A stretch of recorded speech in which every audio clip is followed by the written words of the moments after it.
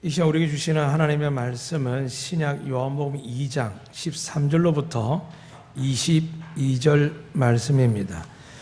이제 말씀을 봉독할 때 살아계신 하나님께서 우리를 영과 혼과 관절 곳을 쪼개기까지 병도 고치시고 마음의 병도 고치시고 새 은혜와 새 축복을 가득 채우심을 믿고 경청하시기를 부탁드립니다. 유대인이 유월절이 가까운지라 예수께서 예루살렘으로 올라가셨더니 성전에서 소와 양과 비둘기 파는 사람들과 돈 바꾸는 사람들이 앉아있는 것을 보시고 노끈으로 채찍을 만드사 양이나 소를 다 성전에서 내쫓으시고 또 돈 바꾸는 사람들의 돈을 쏟으시며 상을 엎으시고 비둘기 파는 사람들에게 이르시되 이것을 여기서 가져가라. 내 아버지 집으로 장사하는 집을 만들지 말라 하시니 제자들이 성경 말씀의 주의전을 사모하는 열심히 나를 삼키려 한 것을 기억하더라. 이에 유대인들이 대답하여 예수께 말하기를 내가 이런 일을 행하니 무슨 표적을 우리에게 보이겠느냐. 예수께 대답하여 이르시되 내가 이 성전을 헐라 내가 사흘 동안에 일으키리라. 유대인들이 이르되 이 성전은 46년 동안에 지었거늘 내가 3일 동안에 일으키겠느냐 하더라. 그러나 예수는 성전된 자기 육체를 가리켜 말씀하신 것이라. 죽은 자 가운데 살아나신 후에야 저희들이 이 말씀하신 걸 기억하고 성경과 예수께서 하신 말씀을 믿었더라.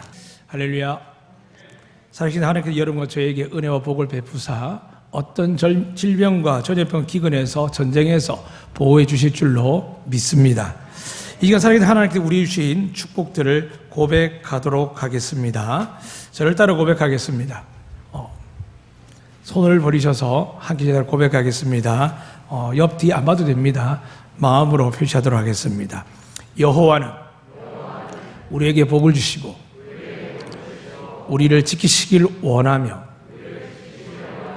여호와는 그의 얼굴 우리에게 비추사 은혜 베푸시길 원하며 여호와는 그 얼굴 우리에게로 향하여 드사 평강 주시길 원하노라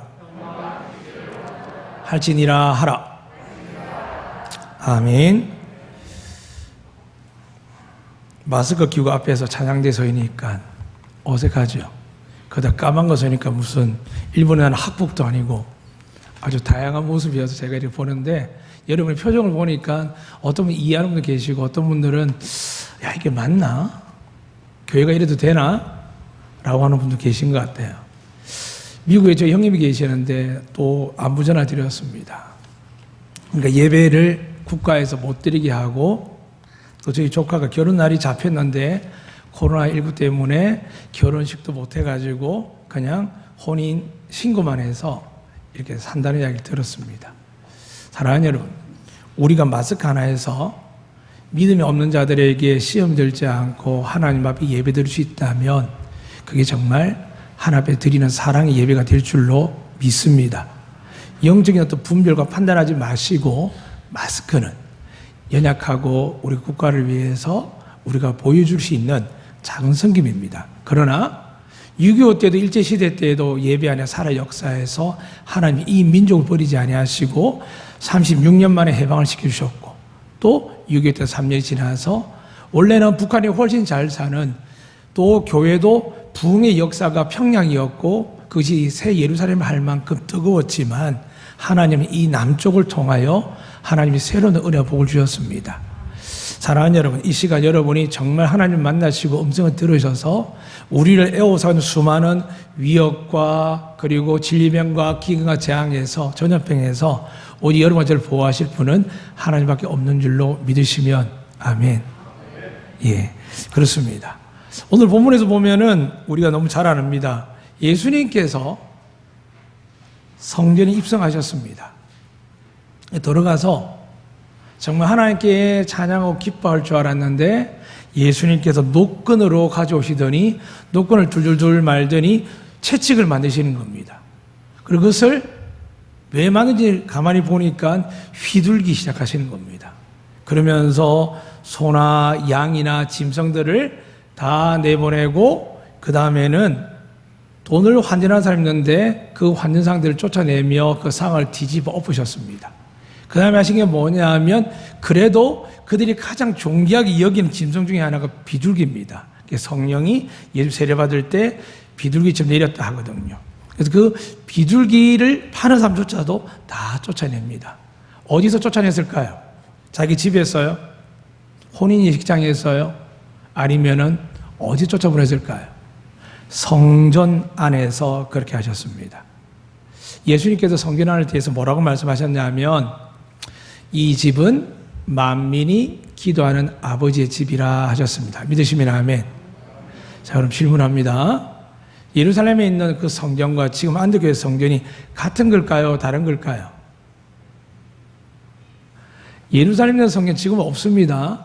이미 그들은 나라를 2000년 전에 잃어버리고 나서 1948년도에 이스라엘 다시 나라로 세워졌지, 그 전에 지금 로마의 압제하로부터 시작해서 자그마치 2000년 동안 나라 없이 산 민족이 이스라엘이고, 세계 역사 속에서 2000년이 지난 이후에 똑같은 이름으로 똑같은 지역에서 나라를 세운 사람도 이스라엘밖에 없습니다. 이건 세계 역사학자들이, 정치학자들이 이걸 조금만 공부하면은 도대체 이게 가능할까라고 생각합니다. 그런데 정작 나라는 회복되었는데 뭐가 없느냐면 성전이 없습니다. 왜냐하면 예수님께서 그렇게 예언하셨습니다. 이 성전이, 누가복음 19장 1절 제가 읽어드릴게요. 잘 들으시고 찾을 필요는 없습니다. 44절에 보니까 너와 미 그 가운데 있는 네 자식들을 땅에 메어 치며 돌 하나도 돌 위에 남기지 아니하리니 라고 되어 있습니다. 하나님께서 성전을 완전하게 무너뜨렸습니다. 그러니까 교회가 아무리 거룩하고 은혜스럽게 지내다가도 교인들이 많아지면 옮기게 되고, 또 저처럼 과거에 20년 전에 25년 된 것 같습니다. 정말 뜨거운 마음으로 목사님들하고 전도사 4명이 모여서 개척교회를 했는데 IMF가 딱 터지면서 교회 건물의 임대료가 막 올라가니까 어떻게 됐냐면 중간에 교회를 포기했습니다. 저는 집에 가서도 예배 드릴 줄 알았는데 교회를 포기하니까 집에서도 예배를 드리지 않습니다. 지금도 한국 교회에 한 해에 40개에서 100개 사이 교회들이 문을 닫습니다. 또 반대로 제주도에 지금 수많은 사람이 들어와 있습니다. 선교사님이 3개월, 4개월 이상 되니까 갈 마음을 돌이켜서 이곳에서 공동체 교회를 하는 분도 계시고, 또 어디서 안수받는지 모르지만 안수받고 와서 목사님이라고, 전에 분명히 권사님이었고 집사님과 장로님이었는데 그렇게 알고 있는데 몇 달 지나서 목사라고 와가지고 교회를 또 개척하고 계십니다. 또 정말 은퇴하시고 나서 내려와서 하나님과 동행하고 묵상할 줄 알았는데 또 내려와도 교회를 하시는 분이 또 계십니다. 그러니까 정말 보면 이 교회라는 것이 세상 사람이 말하는 게 맞습니다. 진짜 교회 맞냐고, 정말 교회 맞냐고, 목사님들도 정말 자격증을 봐야 되지 않냐고, 그분이 어떻게 공부했는지, 어떻게 하나님 앞에서 목사 되는지 이것 분명한 이력서를 봐야 되지 않냐고. 맞습니다. 정통교회는 이력서를 냅니다. 과거에는 어떻게 목사가 이력서를 내느냐, 그건 옛날 이야기고요. 지금 목회자들은 이력서를 잘 적어야 됩니다. 그리고 건강진단부터 주민등록까지 싹 냅니다. 왜 그럴까요? 목사도 믿을 수 없는 시대가 되었습니다. 그런데 여러분, 지금 이스라엘에 제가 성전이 없다고 그랬습니다. 예수님께 무너뜨리다 그랬습니다. 아니, 이왕 무너뜨리니까 조금 마지막까지 배려하시지. 그래도 그 시간에 성전에 사람들이 은혜 받으러 왔을 거 아닙니까? 물론 바리새인 사두개인 서기관들은 악하다 치더라도 정말 힘들고 어려워 지친 사람들이 하나님을 바라보며 예배드리러 왔을 거 아닙니까? 하나님이 한 영혼도 천하보다 귀하다 했지 않습니까? 그런데 왜 하나님께서 성전에 채찍을 휘두셨을까요? 사랑하는 여러분, 이미 하나님께서는 인간에 맞는 성전을 더 이상 용납하지 않습니다. 딱 한 번 다윗이 정말 하나님을 너무 사랑하는데 그의 마지막 소원이, 하나님, 저 하나님을 위해서 집 좀 지켜주세요. 제 집은 안 지어도 됩니다. 근데 하나님께서 너는 나를 위해서 열심히 살았지만 내 집은 거룩한 자만이 짓는단다. 너는 전쟁하면서 피를 많이 흘리기 때문에 피 묻은 손으로서는 네가 지을 수 없단다. 그러면서 아들에게 그 은혜를 베푸시죠. 솔로몬이 성전을 지었습니다. 그런데 하나님이 그에게 얼마나 은혜를 많이 주셨냐면 자그마치 소가 2만 마리 넘습니다. 그리고 양떼가 수십만 마리를 성경에 보면 그걸 기록되어 있습니다. 합쳐서 거의 30만 마리를 하나님께 제물 드렸습니다. 사랑하는 여러분, 요 제주 화순에다가 우리 장로님도 요 앞에서 공동목장에서 이제 소를 키우십니다. 이게 한 10,000마리만 풀으면 어떻게 될까요? 여러분 감당하겠습니까? 근데 잠깐만 수십만 마리가 예루살렘 성전은 크지 않은데 계속 죽임에다 들어가면서 하나님께 예배드렸더니 하나님이 그렇게 말씀하는 겁니다. 내가 다윗을 보고 네가 지은 그 성전 내가 네 아비에게 약속한 건데 내가 그 성전을 통해서 너희가 이곳에 예배드리면 예배받고 너희 이곳에 죄를 사하달라면 죄를 사해 줄 것이고 너희 이곳에 문제를 해결해 달라면 문제를 해결할 것이고 너희에게 은혜와 복을 달라고 하면 내가 이곳에서 임재해서 복을 주겠다 그러셨습니다. 성경 전체에서 하나님이 정해놓고 임재한 곳은 예루살렘 성전밖에 없습니다. 그런데 이것마저도 하나님이 없애시는데 그 없애기 직전 오늘 예수님께서 이 성전을 이야기한 성전조차도 솔로몬이 세운 성전이 아니라 이미 바벨론에 의해서 무너졌고 이제 헤로디 대왕이라는 사람이 로마의 도움을 받아서 성전을 건축한 거거든요. 근데 사람들은 계속 그게 다윗이 그대로 원했고 솔로몬이 지은 성전처럼 믿었습니다. 근데 하나님 생각 어떨까요? 더 이상 그렇게 생각하지 않습니다. 왜냐하면은 요한복음에서 예수님께서 사마리 여인과 대화할 때 벌써 이미 말씀하셨습니다. 당신네들은 예루살렘 성전 예배드리고 성전도 없으면서 또 우리는 이곳 야고음을 드린다 할 때 분명히 하나님 지금 말씀하셨습니다. 예배드릴 때 시작할 때 우리가 고백하지요. 하나님은 영이시니 예배하는 자가 영과 진리로 예배할지니라. 믿으시면 아멘. 그러니까 우리가 이곳에 모여 있을 때 진짜 성전은 뭐냐 하면 고린도 3장 16절에 기록된 말씀처럼 하나님 뭐라고 우리에게 말씀하냐면 너희는 하나님의 성전인 것과 하나님의 성령이 너희 안에 거하시는 것을 알지 못하느냐. 믿으시면 아멘. 내 안에 누가 계신다고요? 하나님의 성령이 계십니다. 정말 믿으십니까? 그럼 내 안에 근심, 걱정, 불안, 염려 생길 때 이게 무슨 일일까요?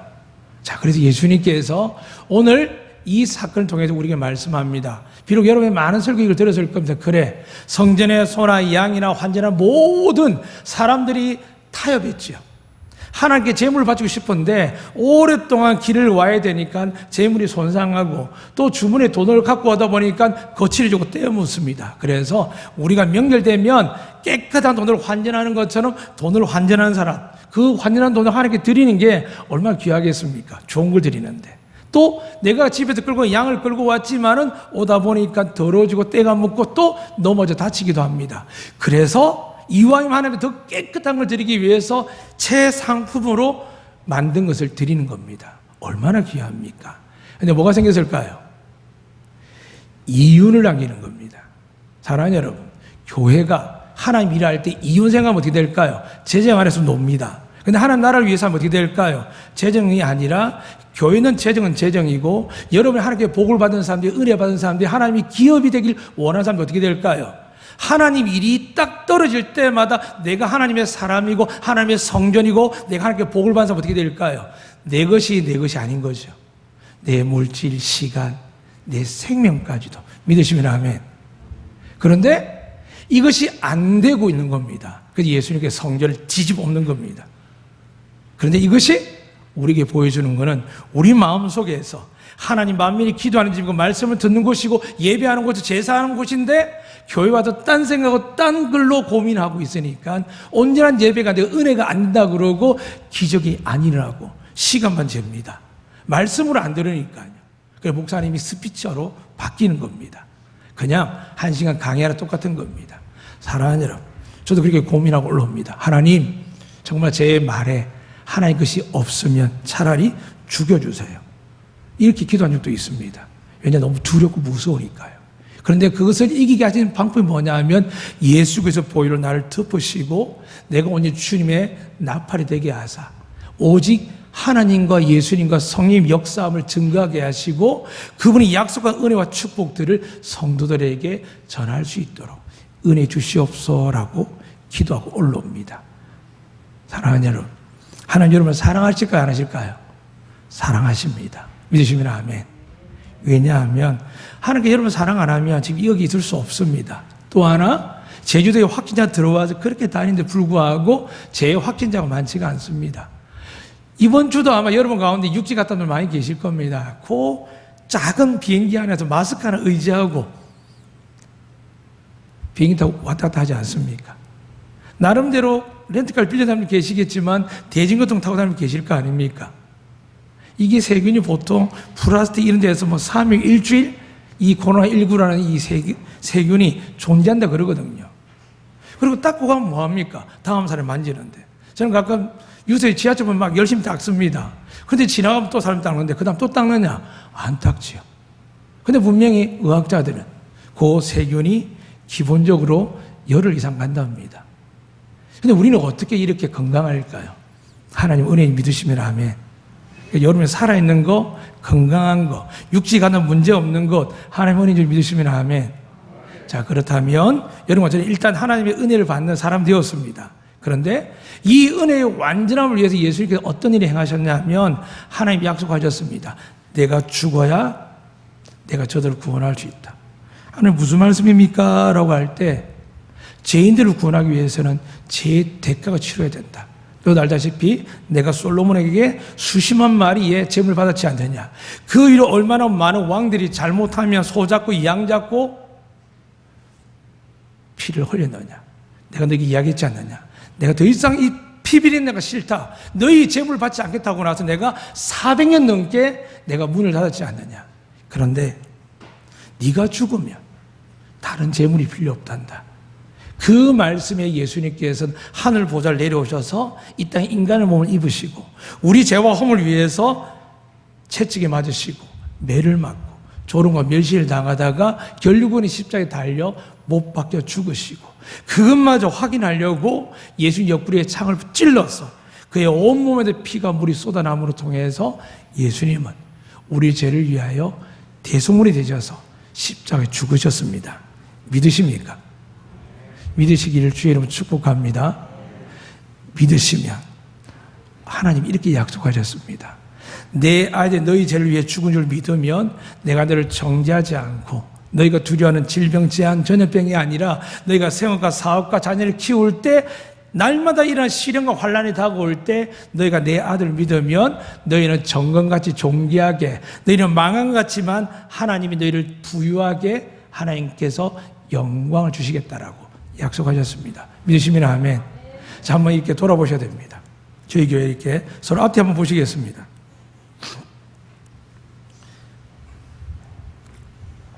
다 보셨습니까? 혹시 막 섞이 꼈나 안 꼈나 보지 마시고요.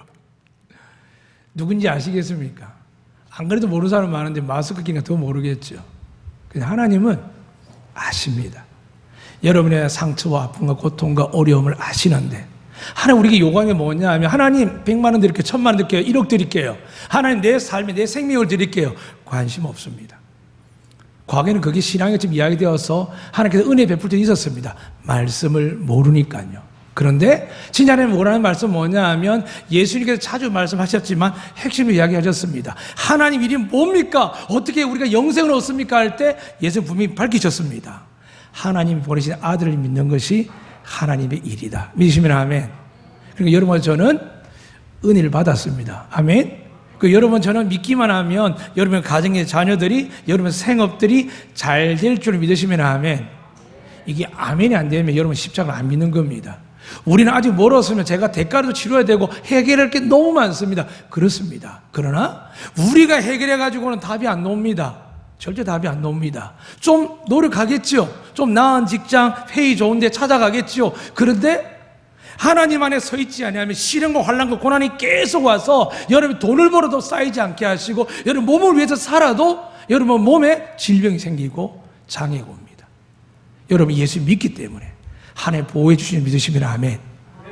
이 은혜 가운데 여러분 다시 결단하셔야 됩니다. 믿기 때문에 구원을 주시고 믿기 때문에 은혜를 베푸시는데 예수님께 전에도 말씀드렸지만 자기 몸을 가지고 우상화시키지 아니하도록 예수님께서 하나님께 부활하셔서 성취하셔서 올라가 버리셨습니다. 그리고 말씀하시기 이게 의란다 그럽니다. 세상은 자꾸 예수님과 비슷한 사람, 좀 거룩한 사람, 가능하면 또 목회자 같은 분들, 종교의 위인들 찾습니다. 얼마 전에 제가 아는 종교의 목사님 계셨습니다. 근데 제목을 듣고 굉장히 실망했습니다. 자기 이름 대놓고 이제 더 이상 이 교회는 이 사람이 없습니다. 떠나보내세요 했다는 거죠.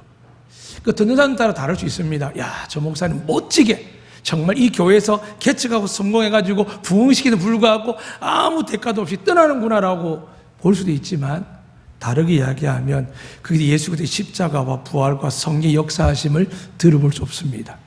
사랑하는 여러분, 교회는 천국을 이야기하는 것입니다. 교회는 여러분 인생을 다 바꾸신 하나님의 은혜가 어떻게 대가를 치르셨는지에 대해서 듣는 것이며, 그리고 내 노력과 내 힘이 아니라 여러분 정말 예수를 나의 구주 나의 하나님을 믿으면 여러분에게 영생뿐만이 아니라 여러분에 막혀있는 모든 것들이 열리게 될 줄로 믿으시기 바랍니다.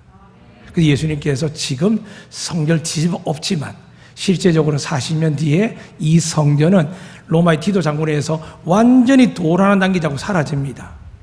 그래서 예수님께서 우리에게 영적으로 말씀하는 겁니다. 그런데 제자들이 이에 대한 답을 이야기합니다.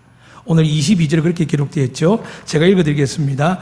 죽은 자 가운데 살아나신 후에야, 부활 사건이죠. 제자들이 말씀하신 것을 기억하고 성경과 예수께 하신 말씀을 믿었더라. 그 전에 믿었을까 안 믿었을까요? 안 믿었죠. 그러니까 십자가 다 도망가 버렸죠. 지금 2장이니까 21장까지 가는데 시간이 좀 걸립니다. 그런데 기적과 역사가 놀라운이 일어나며 정말 무리의 그릇이 예수님 500리의 기적, 그리고 그물이 찢어질 만큼 어마어마한 물고기를 잡는 사건, 나병 환자 낫고요. 날 때부터 눈먼 자가 눈을 뜨게 되고요. 날 때부터 걷지 못하는 46년 만에 일어나 걷게 되고요. 수많은 일들, 38년 된 혈류병 환자가 낫는 역사까지. 사랑하는 여러분, 제가 조금 섞어서 이야기할 때 오해 마시고 여러분 믿음대로 들으시기 바랍니다.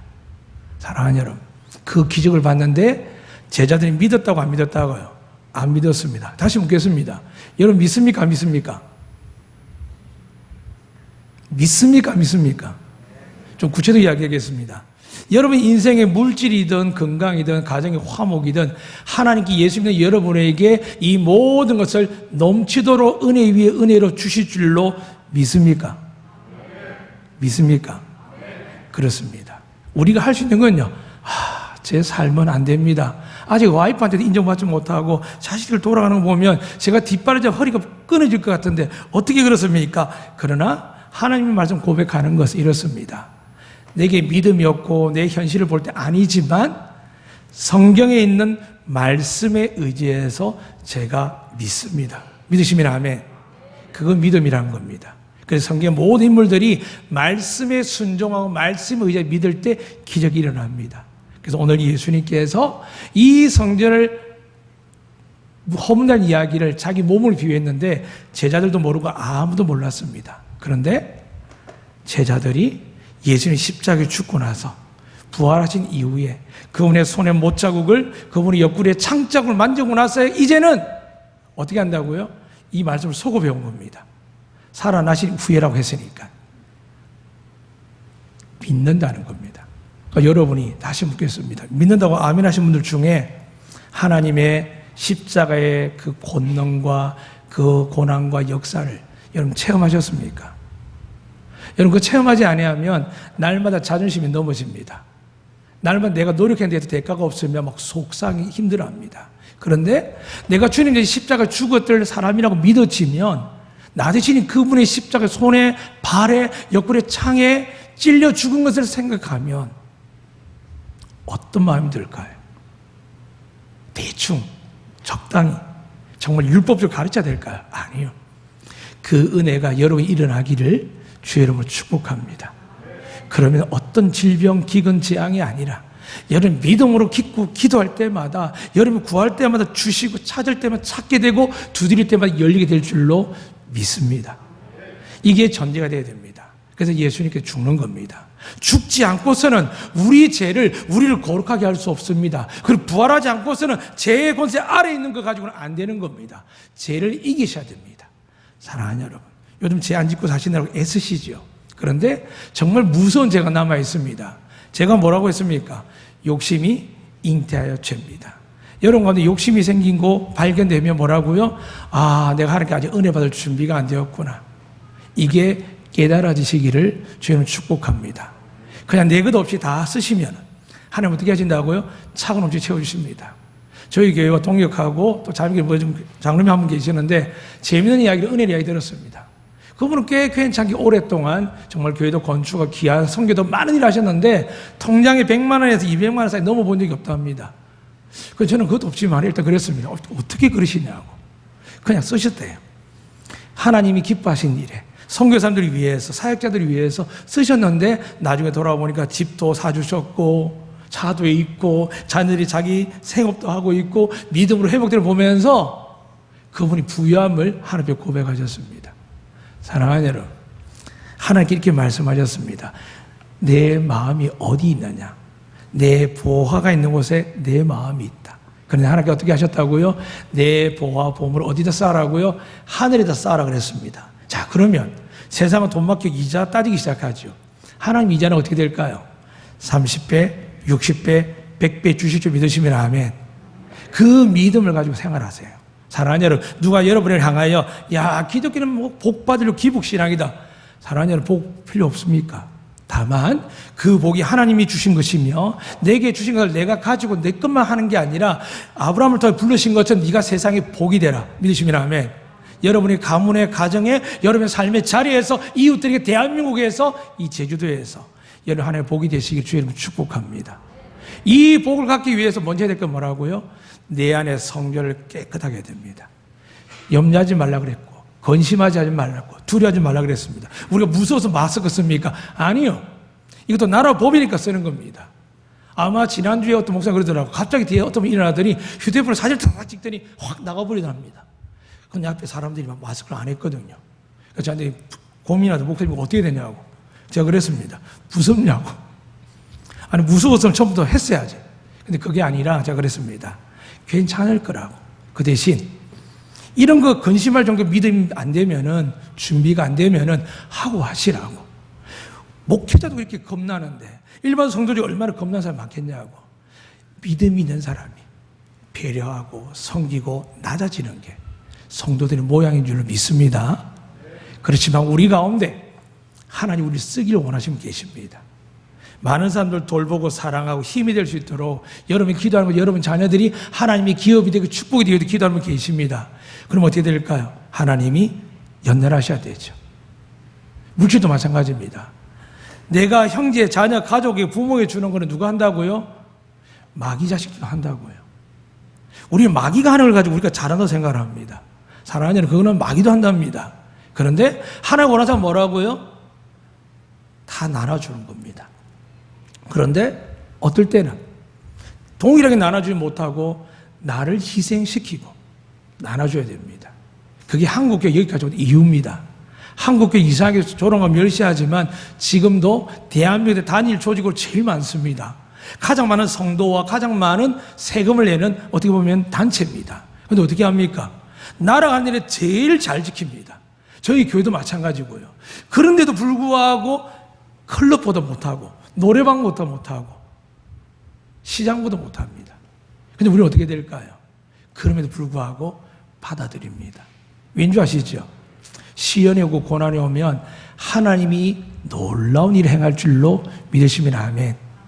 우리는 믿고 기도하면 하나님 일하십니다.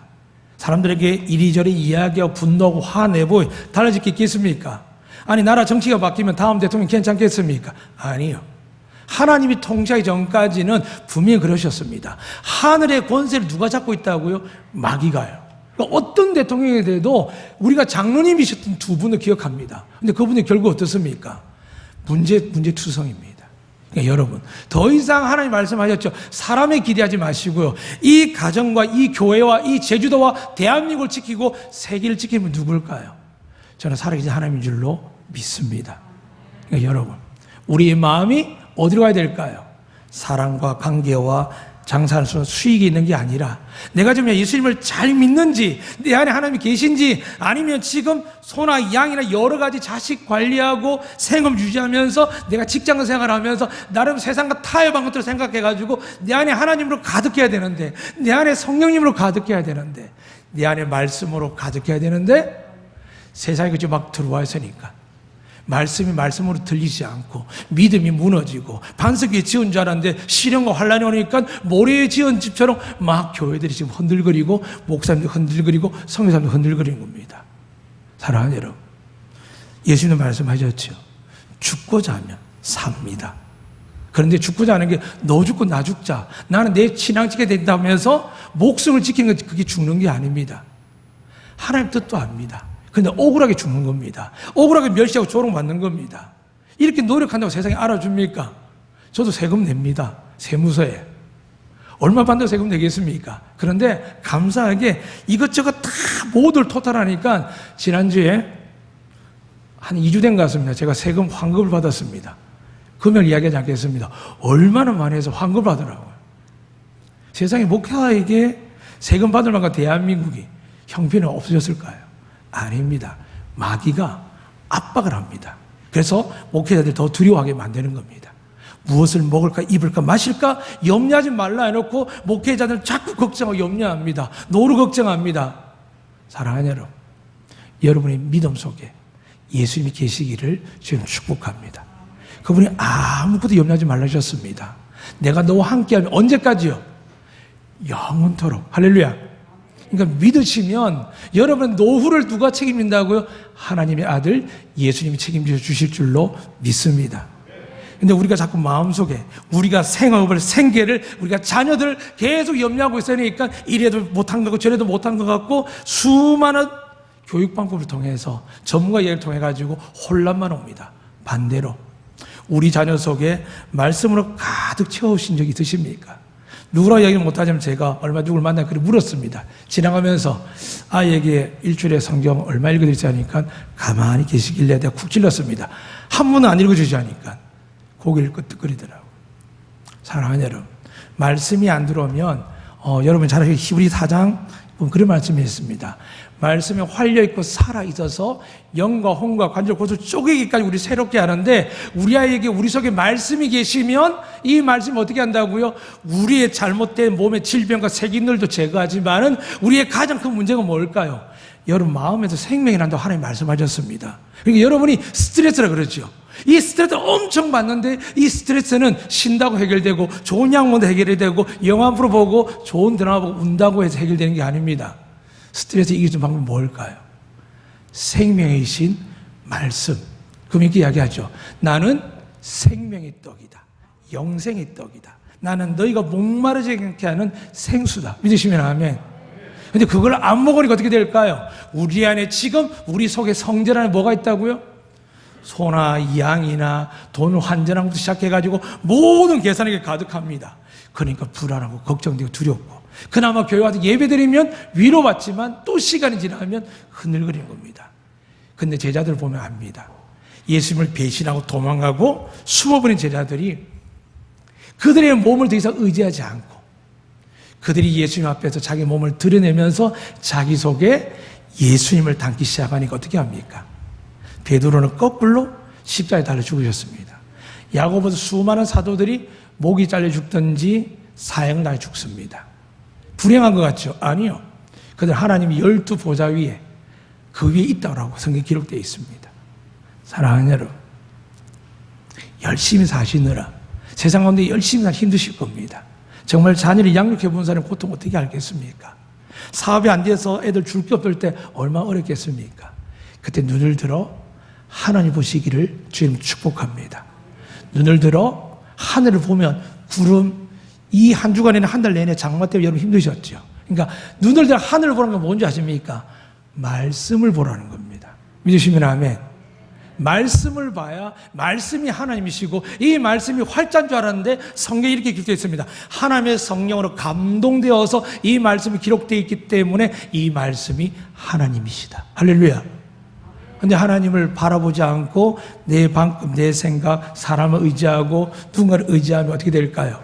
분주해집니다. 그러다가 마르다처럼 정말 열심히 사는데 정작 내 안에 평화가 없습니다. 오늘 성경 말씀에 읽어드리지 않았지만 이 제자들이 마음의 성질은 어떻게 바뀌었냐면 요한복음 4장에 있는 말씀 제가 읽어드리겠습니다. 찾지 않으셔도 됩니다.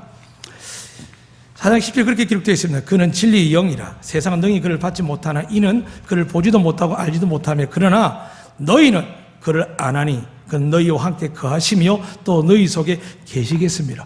무슨 말입니까? 제자들이 예수님 십자가 죽고 나서 오순절 성령을 체험하고 나서 그때 알았습니다.